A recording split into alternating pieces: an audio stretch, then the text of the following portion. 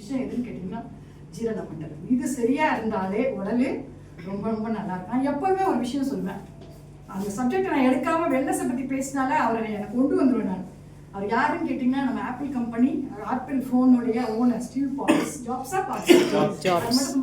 Steve Jobs. Steve jobs.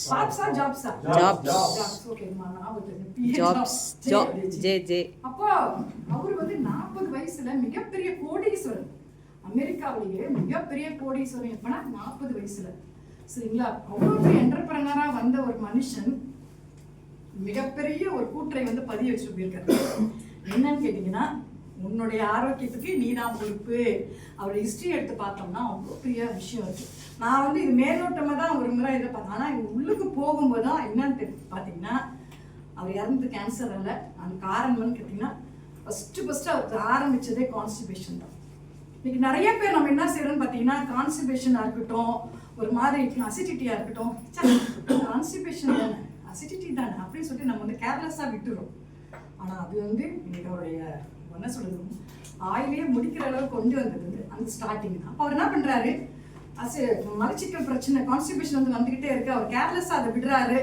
அப்பப்போ ஒரு மருந்து எடுத்துப்போ, இப்போ நம்மலாம் இது பண்ணுறோமா அந்த மாதிரி அவர் எடுத்துக்கிறாரு. அதுக்கப்புறம் அவருக்கு அசிடிட்டிக் ப்ராப்ளம் வருது. இப்படியே அவர் வந்துக்கிட்டே இருக்கு. ஒரு வேலையில் வந்து இதை பற்றி கண்டுக்கவே இல்லை. கண்டுக்காம அவருடைய 49வது வயசுல தான் கண்டுபிடிக்கிறாங்க அவருடைய கணையத்துக்கு பேர் பான்கிரியாஸ். அதுல வித்தியாசமான ஒரு கேன்சர் வந்து தாக்கி இருக்கு. டாக்டர்கிட்ட போறாரு, நான் டாக்டர்ஸ் கண்டுபிடிக்கவே இல்லை. ஆனா ஒன்னே ஒரு விஷயம் சொல்றேன், வெல்னஸ் தான் வந்து ரூட் காஸ்டே கண்டுபிடிக்கும். நம்ம பயன்படுத்துற ஒரு பொருளும் பாத்தீங்கன்னா ஏன் வருது, எதனால வருது, எதை சாப்பிட்டீங்கன்னா அது தடுக்கப்படும் அப்படின்ற எங்க இருக்கு, நம்மளுடைய நியூட்ரி சார்ஜ்ல இருக்கு. இதை எத்தனையோ சுரேஷ் சார் வந்து அவ்வளோ அழகா பேசியிருக்காங்க. அதே நீங்க இல்னஸ் வேர்ல்டுல போனீங்கன்னா அப்போதைக்கு குணப்படுத்துவாங்க. இன்னைக்கு நீங்க சொன்ன சார் சுகர்ல வந்து ரொம்ப அதிகமா இருக்காங்க. இன்ன வரைக்கும் பல வருடங்களாக சுகர் மாத்திரையை எடுத்து யாராவது 100% குணமாயிருக்கான்னு கை தூக்க சொல்லுங்க. கிடையவே கிடையாது. நாள் முழுக்க அதாவது ஆயுள் காலம் வரைக்கும் எப்படி தெரியுமா இன்னைக்கு இருக்குது இல்னஸ் உலகம். நீ வந்து குணமாகவும் கூடாது, செத்து போயிடவும் கூடாது, காலம் முழுக்க எனக்கு நீ அடிமை, என் மருந்துக்கு நீ சாப்பிட்டுக்கிட்டே இருக்கணும். அதுதான் இல்னஸ் உலகம். ஆனா அதே வெல்னஸ் உலகம் அடியோட எடுக்கும். அப்ப இவர் வந்து பெரிய இன்ஜினியர். யாரு அவர் வந்து இன்ஜினியர். அந்த ஆப்பிள் போனுடைய எல்லாமே அந்த எலக்ட்ரானிக் இது படிச்சவரு, அவருக்கு எல்லாமே தெரியும். அப்ப 49 வயசு அவருக்கு பெரிய பக்தத்தை வருது. என் டாக்டர் இதை கண்டுபிடிக்கவே இல்லையே, நான் இத்தனை நாளா ட்ரீட்மெண்ட் எடுத்துட்டு இருக்கேன், நான் போய்கிட்டு இருக்கேன், கண்டுபிடிக்கவே இல்லையே, என்னுடைய இது வந்து பாதிக்கப்பட்டிருக்கு அப்படின்னு சொல்லிட்டு அதோட 49வது வயசுல போயிட்டு ஹாஸ்பிட்டலில் போய் அட்மிட் ஆகுறாரு. 6 வருஷம் ஹாஸ்பிட்டலில் தான் இருக்காரு. அப்படியே இருந்துகிட்டே இருக்கும்போது ட்ரீட்மெண்ட் எல்லாம் பண்ணிக்கிட்டே இருக்கும்போது 55வது வயசுல அவர் இதுவும் பாதிக்கப்படுது. எது லிவரும் பாதிக்கப்படுது. 55வது வயசுல அவருடைய லிவரும் பாதிக்கப்படுது. அப்ப அவரே சொல்றாரு, ஏன்னா அவர் என்ஜினியர்ன்றத அவரே தன்னுடைய இதை வந்து என்ன சொல்றது உடம்பை பத்தி அவரே அனலைஸ் பண்ணி சொல்றாரு, என்னோட லிவரை வந்து இது பண்ணுங்க, மாத்திடுங்க, டிரான்ஸ்பிளான்ட் வந்து டிரான்ஸ்பிளான்ட் பண்ணி வேற ஒரு லிவரை வந்து பொறுத்திடுங்க அப்படின்றாரு. அதுக்கப்புறம் 1 வருஷம் அவர் உயிரோட இருக்கிறார். 56வது வயசுல அவர் சாகும்போது ஒரு அப்பதான் அப்ப எவ்வளவு ஒரு வலி வேதனை. கோடிக்கணக்கில் பணம் இருக்கு, எக்கச்சக்கமா பணம் இருக்கு. அந்த 40 வயசுல இருந்து அவரால் வாழ முடியாது, 42 வயசுல இருந்து அவரால் வாழ முடியாது. சாதாரண மலச்சிக்கல் வந்து கான்ஸ்டிபேஷன் வந்து இந்த அளவுக்கு அவருக்கு வந்து இன்னைக்கு 56வது வயசுல அது வந்து இந்த உலகத்தை விட்டு போகும்போது மிகப்பெரிய ஒரு கூற்றை தான் பதிய வச்சுட்டு போறாரு. உங்களுடைய ஆரோக்கியத்துக்கு நீங்க தான் காரணம் அப்படின்னு சொல்லிட்டு. அப்ப நம்ம எப்படி இருக்கணும்னு கேட்டீங்கன்னா, ஒரு சாதாரண மலச்சிக்கல் தானே, ஒரு சாதாரண விஷயம் தானே அப்படின்னு சொல்றாங்கன்னா, ஜீரணம் வந்து ரொம்ப ரொம்ப முக்கியம். அதுக்கு நம்ம கடவுள் கொடுத்துருக்கிற ஒரு விஷயம் என்னன்னு கேட்டீங்கன்னா 32 பல். இங்கேயே நம்ம வந்து அரிச்சிடணுமா, இங்கேயே அரிச்சினா உள்ள வந்து இவருக்கு தெரியும் எல்லா விஷயம் உள்ள போயிடணுமா. அது வந்து அதாவது உடல் எப்படி பிரிக்குமா, நம்ம சாப்பிடுற உணவை வந்து ஜீரணமாகி உள்ள போது சத்துக்கள் எடுக்கப்பட்டு கழிவுகள் வந்து வெளியேற்றது. இந்த ப்ராசஸ் வந்து நடந்தாலே நம்ம எந்த விதமான இதுவும் இருக்கணும். அது மட்டும் இல்லை, இன்னொன்று நம்ம பெரிய தப்பு பண்றோம். இன்னைக்கு நிறைய ஃபங்க்ஷன்ஸ் எல்லாம் பார்த்தீங்கன்னா பஃபே அப்படின்னு சொல்லி நின்றுக்கிட்டு சாப்பிட்றதுக்கான இது சார்ஜ் போட மாட்டாங்க, ஆனால் உட்காந்துக்கிட்டு தான் சாப்பிடணும். எல்லாமே என்னைக்கு வந்து தமிழர்களுடைய பண்பாடுகள் வந்து மாறி மாறி மாறி வேற மாதிரி கலாச்சாரமும் வேற மாதிரி மாறிச்சோ, மனுஷன் எங்க நோக்கி போயிட்டு இருக்கானா ஆரோக்கிய கேடின்மைக்கு போயிட்டு இருக்கா. அந்த அதாவது நோயாளி ஆகிட்டு இருக்காங்க இன்னைக்கு நிறைய. அதில் நம்ம இந்த இந்த இந்த ஆர்சிஎம்ல வந்திருக்க நமக்கு ஒரு முக்கியமான ஒரு பொறுப்பு இருக்கு. இது நிறைய பதிய வைக்கணும், நம்மள குழந்தைங்களுக்கு இதை சொல்லி கொடுக்கணும். அடுத்த ஜென்ரேஷனாவது உட்காந்து தண்ணி குடி, நின்றுக்கிட்டு கட கட கட கடன்னு தண்ணி குடிக்காத, சப்பி தண்ணி குடி. சாப்பிடும்போது சொல்லுவாங்க நொறுங்க தின்றால் 100 வயது. நம்மளுடைய பழமொழியும் சரி, திருவள்ளுவரும் சரி, ஏகப்பட்ட விஷயங்களை பதிய வச்சுட்டு போயிருக்காங்க. ஆனா நம்ம கேட்கதான் மாட்டோம். என்ன சொல்றோம், அப்படின்ற மாதிரி போய்கிட்டு இருக்கோம். ஆனா நிறைய அர்த்தங்களோட நிறைய விஷயங்களோட நம்முடைய பெரியவங்களும் சரி எல்லாருமே வந்து இந்த இதெல்லாம் பதிய வச்சுக்கிறோம். அதுக்கான ஒரு அற்புதமான விஷயம் எதுன்னு கேட்டீங்கன்னா நம்மளுடைய ஆர்சிஎம்ல ஜீரணத்துக்காக நிறைய பொருள் கொடுத்துருக்காங்க.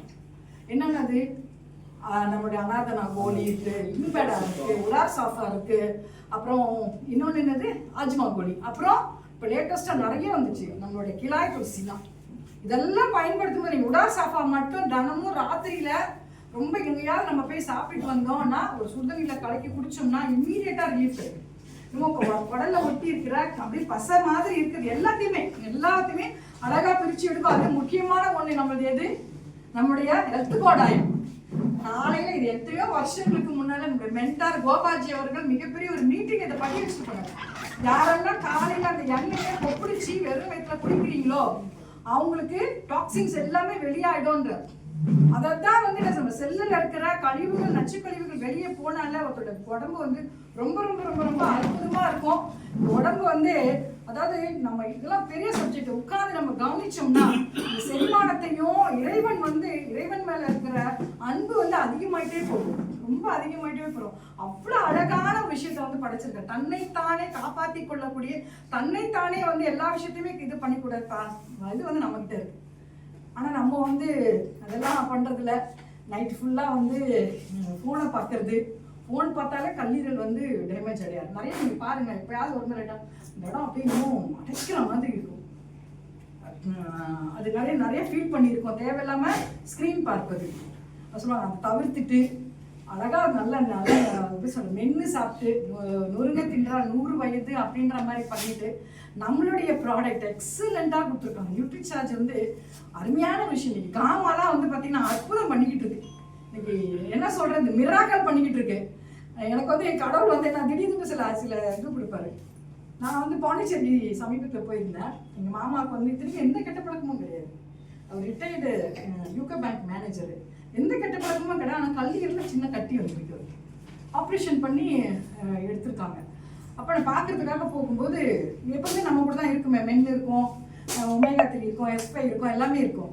அப்போ அத்தை வந்து நைட் நாங்கள் தான் ஸ்டே பண்ணேன். நைட்டெல்லாம் ஒரு மாதிரி பொறுமைக்கிட்டே இருக்காங்க. சளி வந்து அடிச்சுக்கிட்டே இருக்குது. அப்போ நான் என்ன பண்ணேன், இம்மீடியட்டாக அவங்களுக்கு வந்து S5 2 எடுத்து கொடுத்தேன். நீங்கள் இதை வயசு போடுங்க அப்படின்னு சொல்லிட்டு சாப்பிட்டு கொஞ்சம் நேரத்துக்கு நல்லா தூங்க ஆரம்பிச்சேன். 2-3 மணிக்கு நான் தரேன். நல்லா தூங்க ஆரம்பித்தேன். காலையில் அவங்க கொஞ்சம் ரிலீஃப் வந்துருச்சு. அப்போ நான் மீதி இருந்து ஒரு 6 எடுத்து கொடுத்துட்டு வந்துட்டேன். அதை நீங்கள் தொடர்ந்து போடுங்க, நீங்கள் வந்து உங்களுக்கு இதுவாகிடும்ட்டு. அவங்களுக்கு 2 நாள் தான், ஒரே நாள் எல்லாம் ட்ரீட்மெண்ட் பதவான உடனே அவங்க பொண்ணு வரா ஃப்ரான்ஸ்லேருந்து அவங்க பார்க்கறதுக்காக.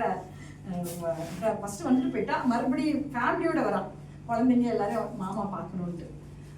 எத்தனைன்றீங்க 10 S5 வந்து எனக்கு ஆர்டர் கிடச்சிச்சு. ஒரு 2 அப்படியே கொடுக்க போய் இன்னொன்று ஒரு 6 கொடுக்க போய் அவங்க சொல்கிறாங்க, ரொம்ப காமாலாம் நிறைய யூஸ் பண்ணிக்கிட்டு இருக்காங்க, காமா நிறைய வாங்கினாங்க. ஆனால் S5 மேலே வந்து தனி மரியாதை வந்துச்சு. ஃபுல் எக்ஸலண்ட் ப்ராடக்டாக தெரியல. S5ல என்னென்ன இருக்குது, 100 வேப்பிலைகளுடைய எக்ஸ்ட்ராக்ட் இருக்குது, துளசி இருக்குது, புதினா இருக்குது, முக்கியமாக கரிஞ்சீரகம் இருக்குது, சரிங்களா, ஆலோவேரா இருக்குது. அப்போது எல்லாம் நிறைய பேர் என்ன சொல்கிறாங்க, நாங்கள் வந்து கரிஞ்சீரகம் தானே நாங்கள் பொடி பண்ணி நாங்களே வந்து சாப்பிட்ருவோம். எந்த அளவில் கொடுக்கணுன்றது எங்கே இருக்குது, அதில் தான் இங்கே இருக்குது. அதுதான் நம்ம கம்பெனி வந்து அதை வந்து அவ்வளோ அழகாக நமக்கு வந்து கொடுத்துருக்காங்க. அதனால் ஒரு விஷயத்தையும் எனக்கு எல்லாமே தெரியும், எல்லாம் எனக்கு தெரியும், நான் பார்த்துருக்கேன், எனக்கு அப்படின்னு நினச்சிட்டு தான் அசட்டியாக இருந்துருந்து தான் வந்து இன்னைக்கு வந்து பஸ்ஸில் வந்து காப்பாற்றுங்க டாக்டர் அப்படின்னு சொல்லிட்டு போய் டாக்டர்கிட்ட போகிறது. அதனால் எந்த ஒரு விஷயத்தையுமே அசட்டை பண்ணாதீங்க. இது வந்து இது மிகப்பெரிய ஒரு பதிவு வந்து அவர் வந்து டாக்டர் கம்பெனி ஓனருடைய பதிவு. ஒரு சாதாரண ஒரு மலச்சிக்கல் இன்னைக்கு ஒரு உயிரே இருக்குது, கேன்சர். எவ்வளோ கஷ்டப்பட்டுருக்காங்க. கிட்டத்தட்ட 42 வயசுல 56 வயசுல எத்தனை இருக்குது, அது ஒரு 14 வருஷமா ஒரு மனுஷன் ஹாஸ்பிட்டல்லையே வந்து மாற்றி மாற்றி ட்ரீட்மெண்ட் கொடுத்துருக்காரு. ஆனால் அந்த ஏன் வந்துச்சுன்றத யாராலையுமே கண்டுபிடிக்க முடியல. இங்கே அப்படி தான் இன்னைக்கு இருந்துக்கிட்டு இருக்கு. இன்னைக்கு வந்து கண்ணில் வந்து பிரச்சனைன்னா விட்டமின் சி குறைபாடு வந்துச்சுன்னா இம்மிடியட்டாக டாக்டர் என்ன சொல்கிறாங்க, கண்ணில் வந்து கண் பார்வை வந்து கம்மியாயிடுச்சு, பார்வை கம்மி, என்ன காரணம், விட்டமின் சி குறைபாடு அப்படின்றாங்க. உடனே என்ன எடுத்துறாங்க, கண்ணாடி எடுத்துறாங்க. விட்டமின் சி குறைபாடுக்கும் கண்ணாடிக்கு என்ன சம்பந்தம்? நீங்க தொடர்ந்து பவர் கிளாஸ் போட போட போட பவர் இன்க்ரீஸ் ஆகுமே தவிர குறையவே குறையாது. ஏன் வந்து பவர் அதிகமாச்சு? விட்டமின் சி குறைபாடுல பவர் அதிகமா, அதை தானே சரி பண்ணும். விட்டமின் சி குறைபாடு என்னவோ அதான். விட்டமின் சி குறைபாடு இருந்துச்சுன்னா நிறைய ஏகப்பட்ட நோய் வரும், கேன்சர் கூட வருமா. அதெல்லாம் நம்ம குணமாக்கணும். அதை விட்டுட்டு கண்ணாடியை கொடுத்தா எதனால எது வருதுன்றத கண்டுபிடிக்காமலே நிறைய பேர் இதை வந்து பண்ணிக்கிட்டு இருக்காங்க. சின்ன பதிவு மட்டும் சொல்லி நான் முடிச்சுக்கிறேன். ஒருத்தருடைய சித்தப்பா வந்து ரொம்ப என்ன பண்ணிருக்காரு, மெடிக்கல் செக்கப்புக்காக போயிருக்காரு. சாதாரண மெடிக்கல் செக்கப் ரொம்ப கொஞ்சம் சரியா இருக்கவே போன உடனே என்ன பண்ணிட்டாங்க, அவருக்கு வந்து வீசிங் ப்ராப்ளம் இருக்குன்னு சொல்லிட்டு அவரை அட்மிட் பண்ணிட்டாங்க ஹாஸ்பிட்டல். என்ன பண்ணும்போது ஹாஸ்பிட்டல் அட்மிட் பண்ணும்போது சாப்பாடு கொடுக்குற ஹாஸ்பிட்டல் அது. சில ஹாஸ்பிட்டல்லாம் சாப்பாடு கொடுப்பாங்க இல்லைங்களா, அவங்களே சாப்பாடுலாம் கொடுத்துருவாங்க. அப்போ கொடுக்கும்போது என்ன பண்ணுறாங்க, அந்த பையன் வந்து என்ன பண்ணிட்டு இருக்காரு, சாப்பாடு கொடுக்கும்போது கோல்டு வெள்ளரிக்காய் கொடுத்துருக்குறாங்க. வெள்ளரிக்காய் கொடுத்தோன்னே ஏற்கனவே வீசிங் ப்ராப்ளம் இதை சேர்த்து என்ன ஆயிடுச்சு, அவருக்கு கோமா ஸ்டேஜுக்கு போயிட்டார். இம்மிடியா அவர் அதாவது கொண்டு போயிட்டு எங்கே போட்டாங்க, ஐசியூவில் போட்டாங்க. கண்ணே திறக்கல. அப்போ இவருக்கு வந்து கொஞ்சம் நிறைய விஷயங்கள் வந்து இப்போ நம்மள மாதிரி நிறைய வெல்னஸ் பற்றிலாம் தெரிஞ்சிச்சு, அந்த அவேர்னஸ் இருந்ததுனால அந்த சிஸ்டர் வந்து சொல்கிறாங்க, சார் அவருக்கு வந்து நாங்கள் வந்து ஒரு ஸ்கேன் எடுக்க போகிறோம், பிரெயினில் வந்து கார்பன் டை ஆக்சைடு போயிடுச்சா என்னன்னு தெரில, அதனால வந்து இப்போ வந்து செமி கோமாவில் இருக்கிறாரு, அதனால வந்து நாங்கள் வந்து அவருக்கு ஸ்கேன் பண்ண போகிறோம், அதுக்கு 25,000 ரூபாய் கட்டுங்க, கட்டுனீங்கன்னா நாங்கள் சரி 25,000 ரூபாய் நான் கட்டுறேன், நீங்கள் ஸ்கேன் எடுக்கிறீங்க, அதனால அவர் வந்து குணமாயிடுவாரா, அதெல்லாம் எனக்கு தெரியாது. கார்பன் டை ஆக்சைடு உள்ள போயிடுச்சா என்ன பார்க்கறதுக்காக 25,000 ரூபாய். ஏற்கனவே ஐசியூவில் இருந்து இல்லை. அப்போ ஒன்னே ஒன்று சொன்னாராம், என்ன சொன்னாராம், எனக்கு தேவையில்லை, எடுக்க தேவையில்லை, சரிங்களா. அப்போ அப்படி எதனா ஒன்று ஆச்சு, பரவாயில்ல நான் கைவிட்டு போடுறேன், எதனா ஒன்று ஆனாலும் நான் பொறுப்பேற்றுக்கிறேன். ஒன்னே ஒன்று சொல்கிறேன், ரொம்ப ரொம்ப ரொம்ப இம்பார்ட்டண்டான விஷயம், யோசிச்சு பாருங்க. ஏற்கனவே வீசிங் ப்ராப்ளம் இருக்கு, அப்படியே கொண்டு போய் ஐசியூவில் அட்மிட் பண்ணி 18 டிகிரியில் வந்து ஏசியில் வச்சோம்னா இன்னும் மோசமான நிலைமைக்கு தான் வரும். கோமா எப்படி அவருக்கு சரியாகும்? நீங்கள் நான் சொல்கிறேங்க, நான் ரிஸ்க் எடுக்கிறேங்க, அவர் கொண்டு வந்து நீங்கள் நார்மல் வார்டுக்கு போடுங்க, என்ன ஆனால் நான் பொறுப்பேற்றுக்கிறேன் அப்படின்னு சொல்லி அவர் கொண்டு வந்து நார்மல் வார்டுக்கு போட்டு 12 மணி நேரத்தில் கண்ணு முடிச்சிட்டாராம். எப்படி வந்து எந்த அளவுக்கு நம்ம வந்து இந்த இல்னஸ் உலகத்தில் வந்து ஏமாற்றப்படுகிறோம் அப்படின்றத வந்து புரிஞ்சுக்கோங்க. தயவு செய்து இதை பற்றினா சொன்னாங்கன்னா ராமாவை பற்றி டாக்டர் தினேஷ் அவர்கள் நிறைய சொல்கிறார். அவர் ஒரே ஒரு வார்த்தை சொன்னார், என்ன சொன்னாருன்னு கேட்டிங்கன்னா, எல்லாருக்கும் இதை கொடுத்து நோயாளியாக இருக்கிறவங்க வந்து ஆரோக்கியமான உலகத்துக்கு திருப்பி எடுங்கன்ற ஒரு தொண்டா செய்யுங்கன்னாரு கடைசியாக பேசும்போது. இந்த வார்த்தையை அவர் சொல்கிறார். அதே மாதிரி நம்ம கையில் எடுப்போம், நிறைய பேருக்கு கொண்டு போய் கொடுப்போம். அதுக்கு அற்புதமான ஒரு விஷயம் என்னன்னு கேட்டிங்கன்னா, நம்மளுடைய ஆர்சிஎம்முடைய பியூட்டி சார்ஜர், நம்மளுடைய ஆர்சிஎம் ப்ராடக்ட்டும். மீண்டும் வந்து டிசிஜி ஐயாவுக்கு நன்றி சொல்லிகிட்டே இருக்கேன். தெரிஞ்சு பேர் வச்சாரோ தெரியாமல் பேர் வச்சாரோ, ரைட் கான்செப்ட் மார்க்கெட்டிங், சரியான வர்த்தக முறை எல்லாத்துக்குமே. ஆனா இந்த விஷயத்துக்கு இன்னைக்கு சப்ஜெக்ட் சரிங்களா, நீங்க பண்ணீங்கன்னா உங்களுக்கு ரூபி கேஷ் மணி வந்துடும். அதனால வந்து நல்ல ஒரு அருமையான ஒரு விஷயம் வந்து பயன்படுத்தி தொடர்ந்து பயன்படுத்தி ஆரோக்கியமான வாழ்க்கையை நம்ம வாழ்வோம். நம்முடைய பரம்பரையையும் ஆரோக்கியமாக இருக்க வைப்போம். கூடுமான இருக்கும் குழந்தைங்களுக்கு வந்து ஃபோன் கொடுக்குறத தடுத்து வேற வந்து இன்னைக்கு ஏதோ ஒரு ஆப் கூட வந்துச்சான், குழந்தைங்க ஃபோன் பார்த்தாலே அது ஏதோ தடுத்துருமா, ஏதோ செயலி கண்டுபிடிச்சிருக்காங்க, அதெல்லாம் சீக்கிரமா வரட்டும். அந்த குழந்தை கண்ணு வந்து நல்லா இருக்கட்டும். ஏன்னா ரெட்டினா பாதிச்சிச்சுன்னா என்ன பண்ணாலும் மீட் எடுக்க முடியாது. கண்ணு வந்து ரொம்ப அவ்வளோ அது வந்து. ஆனால் இன்னைக்கு பார்த்தீங்கன்னா நீங்கள் ட்ரெயினில் ட்ராவல் பண்ணாலும் சரி, பஸ்ஸில் ட்ராவல் பண்ணலாம், அவங்க நல்லா இருக்கணும், அவங்க யாரும் டிஸ்டர்ப் பண்ணக்கூடாது. குழந்தைங்க என்ன பண்ணுறாங்க, ஃபஸ்ட்டு ஃபோனை போய் கையில் கொடுத்துட்றாங்க. எத்தனை பேர் தாய்மாடி சண்டை போட்டிருக்கு தெரியுமா? நீங்கள் என்ன வேணாலும் நினச்சிக்கோ, தயவுசெய்து ஃபோனை கொடுக்காதீங்கம்மா. எத்தனையோ பேர் தாய்மாடி சண்டை போட்டிருக்கேன். தயவு செய்து ஃபோனை கொடுக்காதீங்கம்மா, கொடுக்காதீங்க அப்படின்ட்டு.